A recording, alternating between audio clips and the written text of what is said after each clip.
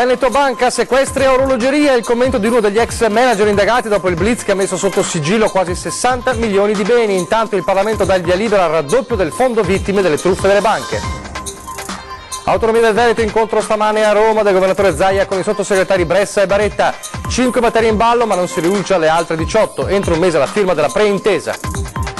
Droga e cellulari in carcere a Vicenza, dopo quasi un anno di indagine il blitz della polizia, 11 indagati, 3 arrestati, tra questi un agente di polizia penitenziaria.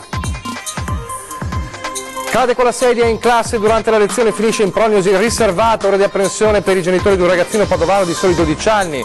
Per qualche ora si è temuta una grave paralisi. Domani Chioggia si ferma, per l'ultimo saluto la 14enne travolta e uccisa in bici da un'auto. Oggi il nuovo appello del sindacato di polizia, ragazzi usate le luci in sella alle biciclette. L'annuncio del Brain Trust, le polemiche con l'opposizione e i sindacati, il futuro di Venezia è Mestre. Stasera 20:10 il sindaco Luigi Brugnaro a 360 gradi. Fondi per la ricerca raccolti nel nome di una piccola atleta trevigiana che sta lottando contro la leucemia. L'idea è venuta a una società di ginnastica. Gente e sponsor hanno risposto alla grande. Telespettatori di Antena 3, buonasera, ben ritrovati. L'edizione del Veneto dei nostri telegiornali che torna a occuparsi dell'inchiesta Veneto Banca dopo la notizia del sequestro, del maxi sequestro per quasi 60 milioni di euro di beni agli ex manager indagati. Oggi uno degli ex manager dice si tratta di sequestri a orologeria, l'indagine intanto continua e la Procura di Roma cerca tracce di operazioni per camuffare il dissesto dell'allora Veneto Banca. Un sequestro dall'orologeria è il commento che serpeggia tra gli indagati sul crack Veneto Banca, raggiunti ieri mattina dalla Guardia di Finanza in esecuzione del provvedimento emesso dalla Procura di Roma. Ed è la stessa perplessità espressa anche da altre parti coinvolte, prima tra tutte i piccoli azionisti truffati. La magistratura ha ritenuto di operare in queste giornate dopo 2 anni dall'apertura dell'indagine, anzi più di 2 anni, e non abbiamo elementi ovviamente per dare delle valutazioni complete. Tutto ciò che va verso la verità viene da noi ben visto. Un segnale forte sia sui responsabili della dirigenza di Veneto Banca che di BIM, Banca Intermobiliare, forse la vera chiave per capire il crollo della Banca di Montebelluna. Ci sono situazioni che non sono trasparenti, ci sono coinvolgimenti di livelli di potere molto elevati. Congelati quasi 60 milioni di euro per i quali ora gli indagati dovranno spiegarne la provenienza. Ostacolo alla vigilanza l'ipotesi di reato, per la quale tutti i protagonisti si dichiarano innocenti. 2 di loro vivono a Montebelluna e non hanno timore, ci dice Stefano Bertolo, a girare per la città, al contrario di Consoli. 5 nomi per 2 operazioni che avrebbero gonfiato valore e bilanci della banca, scoppiata, come ha sottolineato ieri il governatore di Banca d'Italia, dal connubio tra la mala gestio e la crisi economica. Ora tutti sperano nella giustizia, ma anche nel risarcimento delle azioni, in un percorso che vede il prossimo 12 gennaio una nuova udienza a Roma. Una distanza dalla marca che potrebbe fare la differenza, e non in meglio. I cittadini e i risparmiatori sono la parte debole, che non possono aspettare i tempi della giustizia e non possono affondare nella palude delle competenze. Che lo Stato risarcisca, perché è evidente oramai che c'è una responsabilità di Stato, dopodiché se la vedrà lo Stato con i veri responsabili. Dalle parole dell'avvocato Andrea Armand dell'associazione Don Torta a quelle di Patrizio Miatello dell'associazione Ezzelino Daunara, perché questa notte è arrivato il via libera al fondo vittime reati finanziari da Roma. Il fondo vittime da reati finanziari, un sogno diventato realtà. Dopo il crack da lacrime e sangue delle banche popolari venete, i risparmiatori da oggi possono tornare a sperare. I patrimoni dei presunti responsabili di questo dramma finanziario infatti non sono certo sufficienti a ristorare i miliardi bruciati. Ecco perché il fondo è non solo importante, ma decisivo. Ebbene, la Camera, questa notte, sfiorando l'unanimità, ha approvato il provvedimento, addirittura raddoppiando i fondi previsti dal Senato, passando da 50 a 100 milioni di euro. Ci sono 100 milioni di euro, quindi hanno aumentato, però attenzione, questi 100 milioni di euro sono ricaricabili, quindi è un inizio. Ecco, intanto quello che era importante era partire. insomma una sorta di prepagata. Sì, ecco, ricordiamo che questo fondo va a risarcire gli azionisti che sono su carta azionisti, quindi al di là che sappiamo che non sono azionisti, però su carta sono azionisti, è la prima volta al mondo che questo accade. Capito? Un record mondiale! Una volta tanto in Italia ci distinguiamo anche nel bene. Il fondo poi potrà crescere, essere rifinanziato, ma quel che conta di più è che sia stato istituito. Senza il fondo non ci sarebbe stato spazio nemmeno per la speranza. È una grande vittoria dei risparmiatori. E adesso restiamo in qualche modo a Roma, perché da Roma è arrivata la notizia dell'istituzione del fondo per le vittime delle truffe delle banche, dei reati finanziari, e da Roma oggi invece su un altro fronte una buona notizia anche sul fronte della trattativa dell'autonomia. C'è stato il vertice tra il governatore Zaia e i sottosegretari Bressa e Baretta, si va avanti.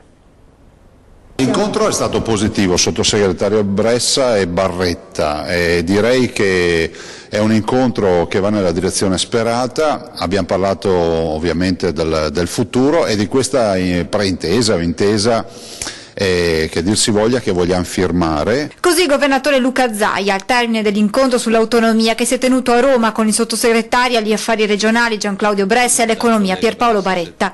Sono 5 i tavoli aperti su altrettante materie: sanità, lavoro, istruzione e ambiente e rapporti UE, per le quali è iniziata la discussione. Ne mancano altri 18, sottolinea il Presidente del Veneto, ma la macchina è partita e questo è l'importante. Come importanti sono le tempistiche per sottoscrivere l'intesa. Fondamentale che si firmi ovviamente questo provvedimento tra Governo e Regione del Veneto alla volta di gennaio. L'obiettivo è quello di fornire indicazioni a chi salirà al governo, in modo che chiunque ci sarà, spiega il governatore Zaia, abbia già stabiliti criteri, tempistiche e modalità per affrontare una trattativa che dovrà continuare in un alveo già tracciato. Anche il sottosegretario Baretta punta a raggiungere un'intesa prima della fine della legislatura. E arrivare prima che l'attività parlamentare si concluda del tutto ad una preintesa, non so come la vorremmo chiamare, che definisca un percorso e che dia il segnale che si fa sul serio. Ed ora la cronaca che ci porta nel Padovano a Vigo d'Arzere con il drammatico incidente avvenuto in una classe, un ragazzino di 12 anni che cade dalla sedia ed ora è in prognosi riservata in ospedale. Si stava dondolando sulla sedia del banco durante la seconda ora di lezione e forse urtando il compagno si è sbilanciato e la sedia è scivolata a terra. Un dodicenne della media Moroni di Vigo d'Arzere ha sbattuto violentemente contro l'armadio della classe e si è accasciato a terra. Diceva che insomma, aveva difficoltà a sentire le gambe, quindi immediatamente sono arrivati i soccorsi. E quindi l'hanno portato via secondo il protocollo sanitario, insomma con l'elio soccorso. L'adolescente, che non ha mai perso conoscenza, non ha infatti sbattuto la testa ma la schiena, ma grande è stata l'ansia di tutti a scuola quando si è lamentato della insensibilità alle gambe. Gli accertamenti in ospedale avrebbero scongiurato questa eventualità e il quadro clinico pare sia in lento miglioramento. Ora anche la preside, scampato il pericolo, si augura che da una scivolata con la sedia in classe tutto si concluda con una gran botta sulla schiena e con delle serene vacanze di Natale per il dodicenne, la sua famiglia, i compagni e i professori. Ancora dal Padovano, stavolta però una notizia che riguarda in qualche modo anche la provincia di Treviso. Perché? Perché c'è un nuovo episodio di un vagone ferroviario, di un treno ostaggio di una gang di giovanissimi. Tornano in azione le baby gang dei treni che ancora una volta hanno tenuto in ostaggio un intero convoglio. I ragazzi saliti nel Padovano a San Martino di Lupari, dopo aver insultato il capotreno, hanno sfogato la loro rabbia contro una passeggera di Galliera che lavora a Treviso e che stava rientrando a casa. Come sempre la 23enne è scesa alla stazione di Tombolo, ma è stata seguita dai componenti della banda, 4 persone tra cui una ragazza. L'hanno circondata, le hanno strappato il cappello. A quel punto la giovane ha chiesto aiuto al capotreno che l'ha fatta risalire nel convoglio e ha chiuso le porte. A quel punto i 4 non soddisfatti hanno iniziato a prendere a pugni il vagone, con il treno fermo in attesa che la gang finisse la sua azione. Poi il mezzo è ripartito e la 23enne è scesa a Cittadella. Un episodio sul quale indagano i carabinieri avvertiti di quanto accaduto. Si tratterebbe di giovani già conosciuti alle forze dell'ordine. Domani giornata di rabbia e di dolore a Chioggia per l'ultimo saluto a Chiara Pavanello, la 14enne morta sabato mentre era in sella alla sua bici sabato sera lungo la Romea. Oggi un nuovo appello ai giovani da parte del sindacato di polizia che dice: ragazzi, usate le luci di posizione anche in bicicletta e siate padroni delle vostre vite. Domani l'addio alla giovanissima Chiara Pavanello. Alle 15 nella chiesa parrocchiale di Borgo San Giovanni l'intera comunità di Chioggia si ritroverà per l'ultimo saluto alla 14enne che sabato scorso ha perso la vita lungo la Romea dopo essere stata tamponata da un'auto mentre si trovava in sella alla sua bici elettrica assieme ad un'amica. Ma oggi drammaticamente, nonostante i tanti appelli ai ragazzi a non viaggiare in coppia, a luci spente, specie di notte, mentre si è in sella alla bici, il sindacato di polizia torna con un accorato messaggio salvavita. Veramente mi rivolgo ai tanti giovani che conoscevano Chiara: siate veramente padroni del vostro futuro, ma accendete quelle luci. La vera sfida è circolare sulle nostre strade rispettando il codice della strada. A meno di una settimana di distanza dalla drammatica morte di Chiara, la polizia continua a vedere lungo le strade di Chioggia e zone limitrofe ancora tanti, troppi ragazzini viaggiare in sella alla bici a luci spente. Vi prego, pensate alle vostre vite e a quelle di chi vi ama, prosegue Armelau, rivolgendosi anche alle famiglie dei ragazzi. Ci rivolgiamo anche ai genitori di questi giovani. Perdete 2 minuti del vostro tempo e accompagnateli dove vogliono andare, specialmente se devono percorrere strade pericolose come la Romea. Allora parliamo della questione valvole killer. C'è una svolta perché la Regione istituisce un fondo da 300.000 euro per le famiglie delle vittime dopo l'incredibile denuncia della vedova costretta a restituire i 97.000 euro di risarcimento ottenuti dopo anni di battaglie. Quando è arrivato il postino, che ho visto questo, stavo mangiando, non basta, non è andato più giù niente. Mi sembra di essere una ladra verso lo Stato arrivare a questo punto. Non vive più dal 1 dicembre Margherita Sambin Benvenu, vedova di Antonio, ucciso nel febbraio 2002 dalla valvola cardiaca della Tritec impiantata dal professor Dino Casarotto, allora primario del centro Gallucci dell'azienda ospedaliera di Padova. Nel 2009, dopo anni di battaglie, un risarcimento di 97.000 euro a lei, 75.000 euro alla figlia Caterina. Soldi che dopo la sentenza d'appello l'azienda ospedaliera rivuole indietro con gli interessi entro la fine di gennaio. Una vicenda che grida la vera e propria ingiustizia, cui mette una pezza proprio la politica grazie a un emendamento depositato dal capogruppo di Forza Italia Massimiliano Barison. Abbiamo inserito nel collegato un fondo di 300.000 euro che possa ristorare queste famiglie dei danni subiti e soprattutto di quelle che sono le spese che hanno dovuto affrontare, in attesa chiaramente di un giudizio di appello. Tutti d'accordo in Regione per porre rimedio a una beffa vera e propria, in attesa che a novembre 2018 arrivi la decisione del giudice sul capitolo risarcimenti. 300.000 euro per Margherita Sambin, sua figlia Caterina, e per tutti gli altri cui a cascata queste cartelle dell'Agenzia delle Entrate stanno arrivando. E intanto nel tardo pomeriggio è stato approvato definitivamente all'unanimità il fondo per le vittime delle valvole killer in Consiglio regionale, quindi è stata anche l'approvazione all'unanimità da parte del Consiglio regionale. Adesso la bufera sul calcio Vicenza con l'Associazione Italiana Calciatori e i calciatori professionisti tesserati per la società Vicenza Calcio, che hanno mandato un comunicato in giornata per porre in evidenza l'anomala situazione del club, scrivono in questa nota, e formalmente comunicare lo stato di agitazione e il preavviso di sciopero. Si legge questo in una nota dell'Associazione Italiana Calciatori, secondo cui, come noto, vi è stato un lungo periodo di incertezza e promesse mancate, situazione conclamata con il mancato pagamento degli stipendi relativi ai mesi di settembre e ottobre 2017 nel termine ultimo previsto per i controlli Covisoc. Siamo alle porte delle festività natalizie, afferma l'Associazione Italiana Calciatori, senza che i giocatori ed alcuni dipendenti abbiano percepito le mensilità dovute. Non si conoscono, dicono, l'entità del dissesto e i termini di un eventuale piano di salvataggio. Per tali motivi i calciatori professionisti tesserati con la società Vicenza Calcio SPA potrebbero non scendere in campo già venerdì prossimo a Gubbio, sostenuti dall'AIC in questa loro protesta. Ed ora Venezia, una toccante testimonianza questa mattina ha riempito i cuori di chi ascoltava durante la messa del Patriarca nel carcere di Santa Maria Maggiore.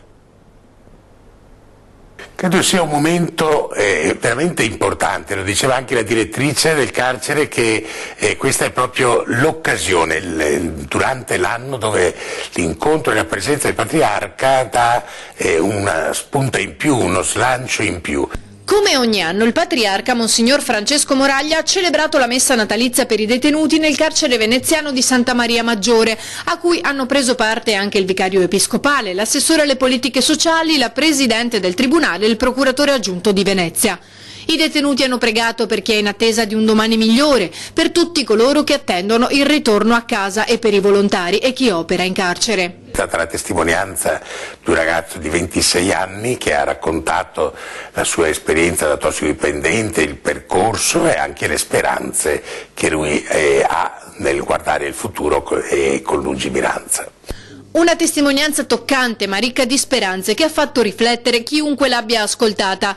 È rispettando le regole che si è uomini liberi, ha dichiarato il Patriarca durante l'omelia. La nostra libertà è un dono, mi auguro che nella vostra vita potrete trovare quel bene che vi portate dentro.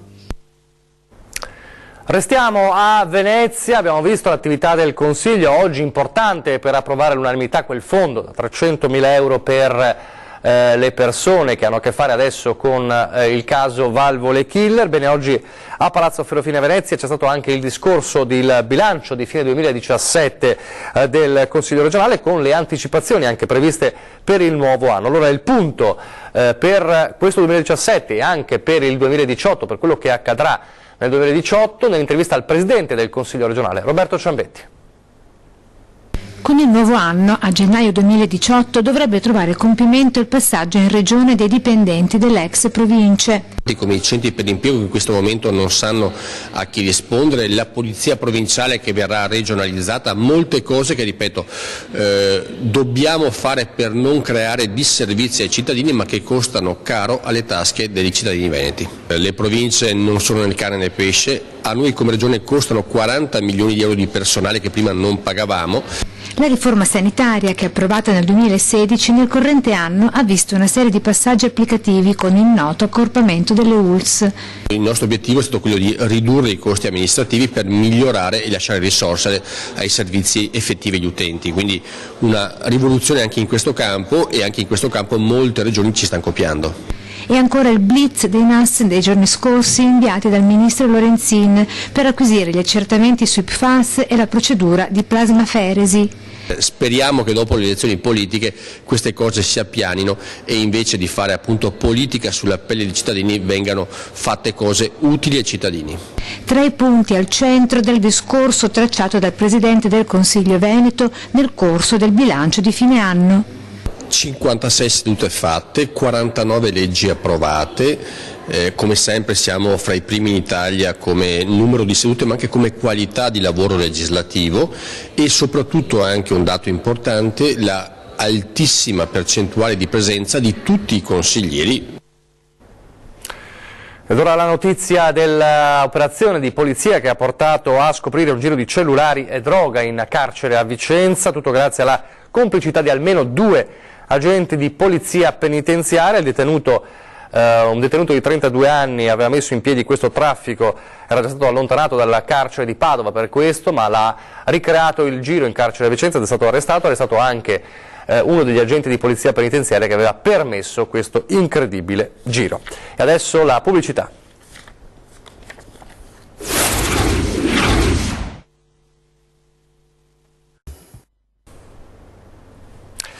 Rieccoci in studio, telegiornale del Veneto, andiamo nella Marca Trevigiano dove ci sono 2 comunità che fanno una gara di solidarietà per aiutare una giovanissima sfortunata nella sua lotta contro la leucemia.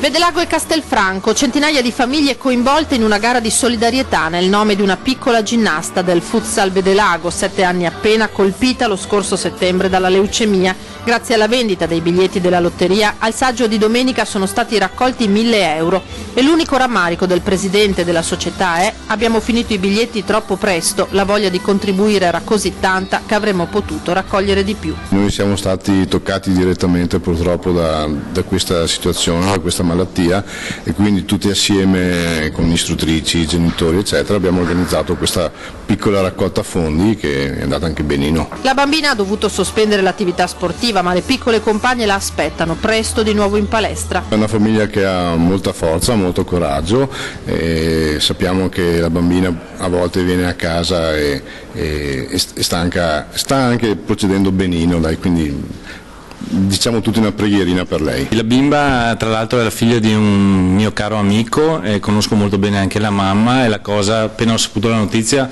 mi ha veramente scosso. Molto importante questa iniziativa di solidarietà, perché penso dimostri la vicinanza di un'intera comunità a una famiglia che in questo momento sta soffrendo molto. Speriamo che la cosa si risolva quanto prima e tutto torni alla normalità, questo è il nostro augurio principale. I soldi raccolti andranno a favore della ricerca. Noi li doniamo all'AIL, l'associazione per le leucemie. La famiglia ci ha detto che ci sono situazioni molto molto drammatiche purtroppo, e di conseguenza dateli a loro, che così aiutiamo più famiglie possibili.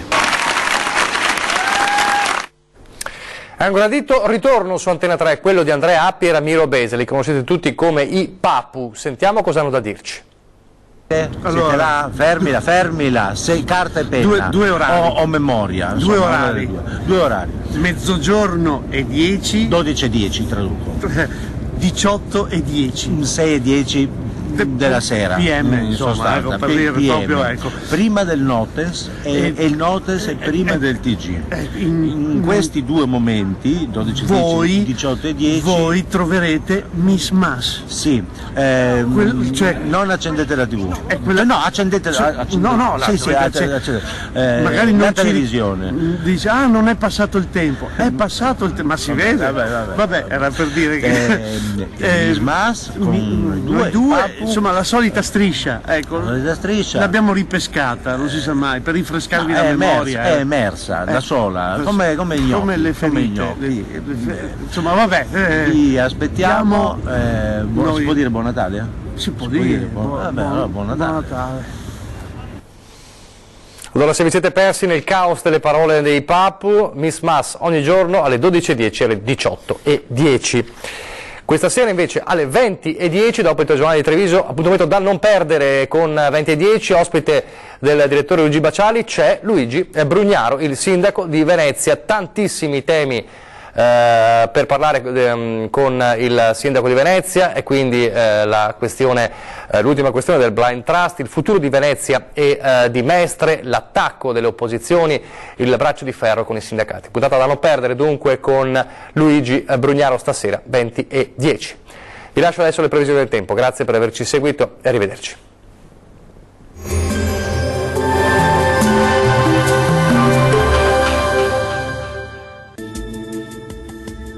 Ben ritrovati al meteo di Antenna 3. Prosegue il bel tempo sulle nostre regioni grazie alla presenza dell'alta pressione. Vediamo insieme nel dettaglio la previsione per il 21 dicembre.